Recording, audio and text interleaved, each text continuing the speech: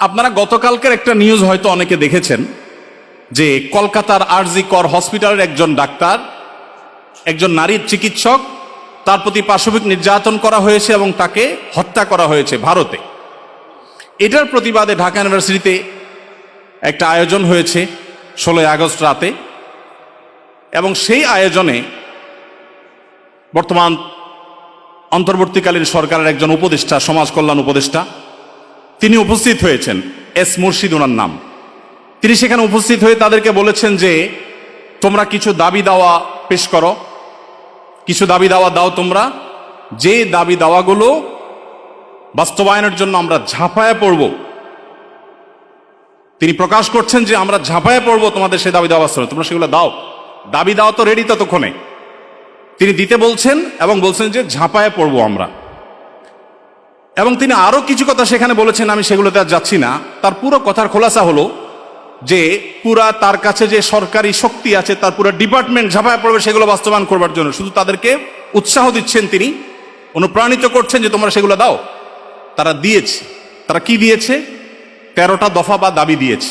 এই 13টা দফা দাবির ভিতরে আমি যদি একটু পড়ে শোনাবার চেষ্টা করি, এর ভিতরে একটা দাবি ছিল 3 নম্বরের, সেটা হলো ধর্ম, গোত্র এবং বর্ণের ঊর্ধ্বে গিয়ে প্রতিটি লিঙ্গের মানুষের সম্পত্তিতে সমান অধিকার দিতে হবে।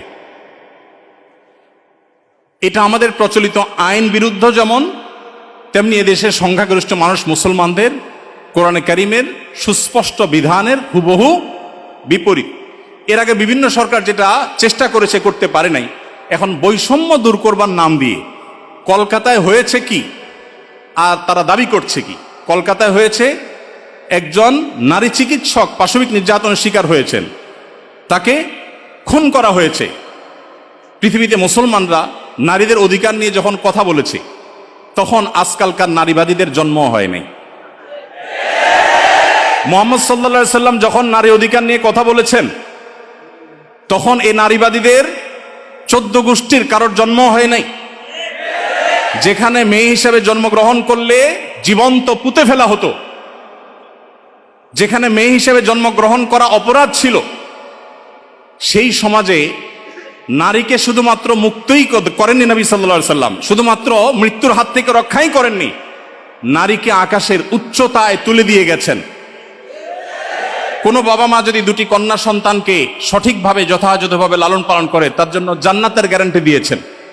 তার বিপরীতে 1 ডজন ছেলে সন্তান পালন করলেও এই সুসংবাদের কথা নবী সাল্লাল্লাহু আলাইহি সাল্লাম বলেন নাই। তো সেই মুসলমানদেরকে যদি নারীদের অধিকারের সবক শুনাতে আসা হয়, তো সেটা দুর্ভাগ্যজনক বিষয় ছাড়া কিছুই না। ভাইরা আমার, এখানে আপনারা দেখতে পাচ্ছেন হয়েছে একজন নারী চিকিৎসকের প্রতি জুলুম নির্যাতন, সেটার প্রতিবাদ হবে, কিভাবে তার জুলুম থেকে রক্ষা করা যায় সেটা বলা হবে। দাবি হচ্ছে কি দেখেন, প্রায় সবগুলো দাবি সম্পূর্ণ অপ্রাসঙ্গিক। তার মানে একটা সুনির্দিষ্ট এজেন্ডা বাস্তবায়ন করবার জন্য ইচ্ছাকৃতভাবে অপ্রাসঙ্গিকভাবে এই সমস্ত দাবিগুলো তারা তুলে আনছে। এর ভিতরে একটা হলো, দেখেন যেটা বললাম, ধর্ম, গোত্র, বর্ণের ঊর্ধ্বে উঠে, মানে কোরআনের বিধানকে সাইডে রেখে বাদ দিয়ে সকল লিঙ্গের মানুষের সম অধিকার। এখানে একটা জিনিস দেখেন, সকল লিঙ্গের মিনিংটা কি? সকল লিঙ্গ মানে কি? নারী পুরুষ? জি না। মূলত সমকামিতার কথা সরাসরি না বলে এই যে সকল লিঙ্গ, তারপরে যে আপনার জেন্ডার ডাইভার্সিটি, জেন্ডার বৈচিত্র্য, লিঙ্গ বৈচিত্র্য, এগুলো সবগুলোর মিনিং হলো যে এখানে তারা সমকামিতাকেও একটা লিঙ্গ হিসাবে, সমকামীদেরকে একটা লিঙ্গ হিসাবে, ট্রান্সজেন্ডারদেরকে একটা লিঙ্গ হিসাবে এখানে প্রবেশ করাচ্ছে, সরাসরি বলছে না। তো যাই হোক, এখানে কোরআন কারীমের আয়াতের বিধান থেকে আমাদেরকে, সারা দেশের মানুষকে সরে আসার জন্য আহ্বান করছেন। এই দেশে ছাত্ররা বৈষম্য বিরোধী, কোটা বিরোধী আন্দোলন করেছে কি কোরআন কারীমকে পরিবর্তন করবার জন্য? কোরআনের বিধানকে উল্টাবার জন্য মুসলমানরা রক্ত দিয়েছে? কিন্তু তারা তো সে দাবি করছে। আমাদের ছাত্রদের, আমাদের মুসলমানদের রক্তকে তারা কিসের বিনিময়ে বিক্রি করছে দেখেন। দ্বিতীয় দাবি দেখেন, ইউনিফর্ম ফ্যামিলি কোড চালু এবং তার বাস্তবায়ন করতে হবে। এটার সহজ কথা হলো যে মুসলিম পারিবারিক আইন যেটা আছে এটা তুলে দিতে হবে, এবং তারা যে সমাজ চায় সেই সমাজ সোজা কথা বাস্তবায়ন করতে হবে, যেটা এদেশের সংখ্যাগরিষ্ঠ মানুষের চিন্তা, দর্শন, মূল্যবোধের পরিপন্থী। 4 নম্বর, এটা 5 নম্বর দফা হলো এখানে সন্তানের অভিভাবকত্বের আইন পরিবর্তন করতে হবে, নারীকে সন্তানের অভিভাবকত্ব দিতে হবে। কোরআন পুরুষকে বাবাকে অভিভাবকত্বের দায়িত্ব দিয়েছে এবং সেটা আমাদের সমাজে প্রতিষ্ঠিত, এটা আমাদের সমাজের সংস্কৃতি, এটা এদেশের মানুষের আবহমানকাল থেকে আসা সংস্কৃতি, এটাকে পরিবর্তন করে ফেলতে হবে। দেখুন, এগুলো এতটা অপ্রাসঙ্গিক এই সমাজে যে এগুলো নিয়ে এদেশের মানুষের কোনো কনসার্ন নাই, কিন্তু তাদের কনসার্ন আছে। এরপরে দেখেন 5 নম্বর হলো সন্তানের অভিভাবকত্বের আইন পরিবর্তন। 7 নম্বর হলো নারী, আদিবাসী, প্রতিবন্ধী এবং ভিন্ন লৈঙ্গিক পরিচয়ের মানুষকে, দেখেন নারী আসছে, আদিবাসী আসছে, প্রতিবন্ধী আসছে, এরপরে আবার নারীর পরে আবার ভিন্ন লৈঙ্গিক পরিচয়ের মানুষ বলতে কি বোঝানো হয়? মহিলা ছাড়া ভিন্ন লিঙ্গ এর পরিচয় দেয় যারা, তারা কারা? ট্রান্সজেন্ডার, আরো সহজ করে বলতে গেলে সমকামী।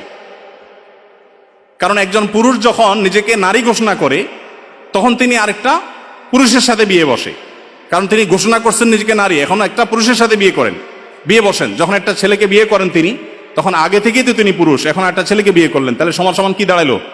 সমকামী। তো এই সমকামিতা এদেশে মানুষকে গিলানো সহজ হবে না, সেজন্য এই সমস্ত শব্দের মায়ের পেশ তারা দিচ্ছে। আপনি দেখেন প্রতিটা দফায় হয়েছে কলকাতায় কি, আর তারা দাবি করছে কি।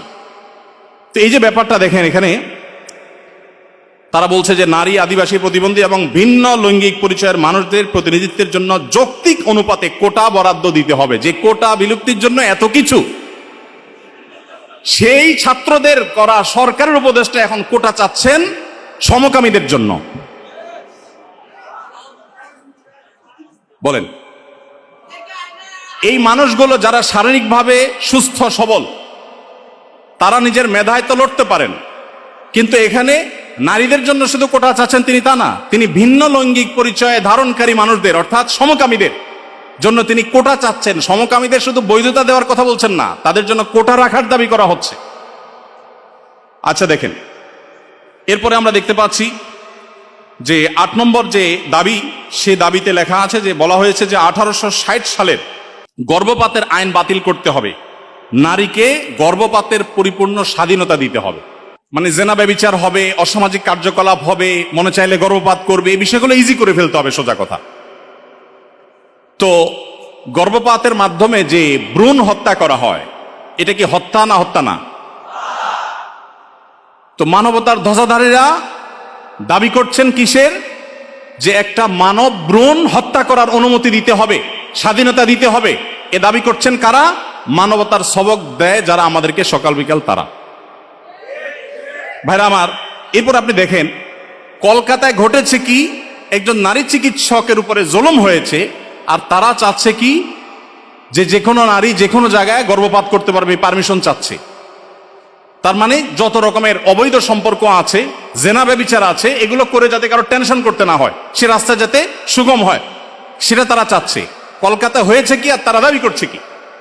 আচ্ছা, এরপরে দেখেন 9 নম্বর দাবি করেছে তারা, নারী এবং লৈঙ্গিক বৈচিত্র্যের মানুষের জন্য সমান কর্মসংস্থানের সুযোগ দিতে হবে এবং নিরাপদ কর্মসংস্থানের নিশ্চয়তা দিতে হবে। তার মানে নারী এবং লৈঙ্গিক বৈচিত্র্যের মানুষদের কথা বলা হচ্ছে এখানে। পুরুষ তো আছেই, মহিলা পুরুষের বাদে আবার বিভিন্ন লৈঙ্গিক পরিচয়ের ধারণকারী মানুষদের জন্য কর্মসংস্থানে বিশেষভাবে তাদের জন্য সুযোগ দিতে হবে, পরিবেশ করতে হবে। তার মানে কি, নারী পুরুষ ছাড়া কি আছে? ট্রান্সজেন্ডার বা সমকামী। যদি আপনি বলেন না আমি এখানে তৃতীয় লিঙ্গ বুঝেছি, তাহলে তৃতীয় লিঙ্গ বলতে আপনার সমস্যা কি? লৈঙ্গিক বৈচিত্র্য শব্দ বলতে কতগুলো অক্ষর ব্যবহার করতে হয়েছে, উচ্চারণ করাও তো একটু কঠিন। আপনি তৃতীয় লিঙ্গে বলতে সমস্যা কোথায়? হিজড়া বলতে যদি আপনি না চান, না বললেন। তৃতীয় লিঙ্গ তো আমাদের দেশের স্বীকৃত ভাষা, সংবিধানের ভাষা, তাহলে সেটা ব্যবহার করতে অসুবিধা কোথায়? তার মানে এটা তাদের উদ্দেশ্য না। আমি তো দায়িত্ব নিয়ে বলতে পারি এটা তাদের উদ্দেশ্য। তাদের উদ্দেশ্য হলো সমকামী বা ট্রান্সজেন্ডারদেরকে তারা সমাজে প্রতিষ্ঠা করবার অপচেষ্টায় লিপ্ত। ভাইরা আমার, এখনো দেশের কিছুই ঠিক হয় নাই, কত জটিল অবস্থা। এখনো পুলিশ ভালো করে তাদের কাজে যোগদান করতে পারেনি, এখনো স্থবিরতা আছে, স্টাবল হচ্ছে না। সবাই সর্বাত্মক সহায়তা করছে, আমরা সবাই সহায়তা করছি। এই শুরুতে এসেই দেখেন তারা একটা পর একটা দফা দিচ্ছে, এবং সেখানে এদের দফার সাথে দফা দেওয়ার জন্য, দাবি দেওয়ার জন্য উপদেষ্টা মহোদয় তাদেরকে বলছেন এবং বলছেন ঝাঁপিয়ে পড়বেন তিনি এই দাবিগুলো বাস্তবায়ন করবার জন্য। এরপরে 10 নম্বর দাবি দেখেন, প্রতিটি ভিন্ন ভিন্ন লৈঙ্গিক পরিচয়ের মানুষের রাষ্ট্রীয় পরিচয়পত্রে তার লৈঙ্গিক পরিচয়ের স্বীকৃতি থাকতে হবে। তার মানে পুরুষ, মহিলা, ট্রান্সজেন্ডার বা সমকামী এটা থাকতে হবে। পুরুষ মহিলা তো আছেই, তাহলে প্রতিটি লৈঙ্গিক পরিচয় ধারণকারী মানে কি বুঝাচ্ছেন আপনি? আপনি বলেন যে পুরুষ, মহিলা, হিজড়া বা তৃতীয় লিঙ্গ, এটা তো হয়ে যায়, কিন্তু প্রত্যেকটা মানে কি? প্রত্যেকটা লিঙ্গ পরিচয় ধারণকারী মানুষের মিনিং হলো এটা।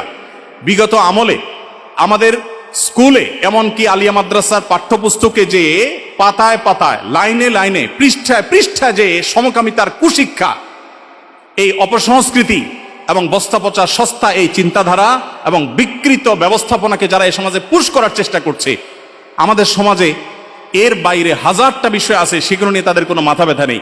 আবার সেই একই জিনিসের পদধ্বনি আমরা এখনই শুনতে পাচ্ছি। ভাইরা আমার, 11 নম্বর দাবি ছিল তাদের, সব ধরনের লৈঙ্গিক বৈষম্যকারী আইন বাতিল করতে হবে। সব ধরনের লৈঙ্গিক বৈষম্যকারী আইন বাতিল করতে হবে। ওই যে মেয়েদের, ছেলেদের মিরাসের যে আইন আছে সেটা বাতিল করতে হবে। তারপরে যায়া আপনার সমকামীদের বিরুদ্ধে আমাদের দেশে আইন রয়েছে, আপনারা জানেন, সমকামিতা লিপ্ত হলে 2 বছর কারাদণ্ডের কথা বলা আছে, সেগুলো বাতিল করতে হবে।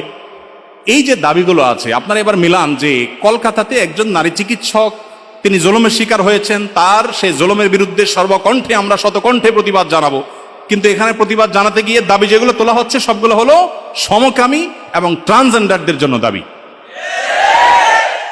এই যে ষড়যন্ত্র, এটা আমাদের দেশে নতুন না। যারাই যখন আসে, বিদেশিদের টাকা পয়সা ফান্ড পেয়ে তারা সেগুলোকে এই দেশে পুশ করার অপচেষ্টায় লিপ্ত থাকে। তারা জানে না এদেশের ওলামা একরাম তাদের শেষ রক্তবিন্দু থাকা পর্যন্ত এই সকল অনাচারের বিরুদ্ধে তারা কথা বলে যাবেন। এদেশের ওলামা একরাম, এদেশের দিনদার মানুষের কোনোদিন এটা বাস্তবায়ন হতে দিবে না।